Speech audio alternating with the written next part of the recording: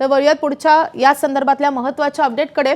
मुंबई पुणे एक्सप्रेसवेवरील वाहतूक तब्बल 32 तासानंतर अखेर सुरळीत झाली आहे। मुंबईच्या दिशेने जाणाऱ्या लेनमध्ये एक गॅस टँकर उलटल्यामुळे हा महामार्ग 32 तास अक्षरशः ठप्प होता। या अपघातामुळे मुंबई पुणे महामार्गावर वाहनांच्या लांबच लांब रांगा लागल्या होत्या आणि ज्यामुळे प्रवाशांना मोठा त्रास सहन करावा लागला। यावरूनच आता विरोधकांनी सत्ताधाऱ्यांवर निशाणा साधलाय।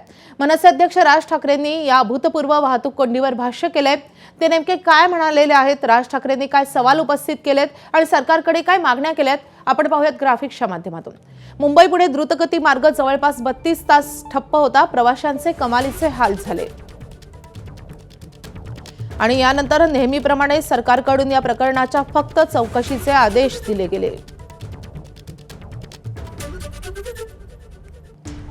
तर महत्त्वाचे 6 मुद्दे पाहतोय। सरकार प्रशासन अशा घटनांतून बोध घेतं का, असा सवालही राज ठाकरेंनी उपस्थित केलाय।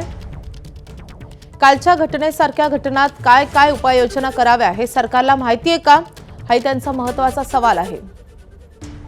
कमीत कमी वेळेत रस्ता मोकळा करता येईल याचा कृती आराखडा प्रशासनाकडे तयार होता का, असाही सवाल त्यांनी विचारलाय।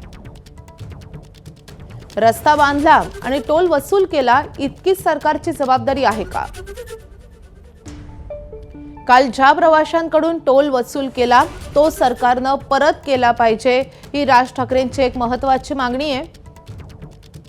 आणि त्यासोबतच चौकशांचा फार्स न करता या घटनेसकट इतर संभाव्य घटनांचा कृती आराखडा लोकांपुढे ठेवा, अशी मागणी राज ठाकरेंनी केली आहे। एबीपी माझा, उघडा डोळे बघा नीट।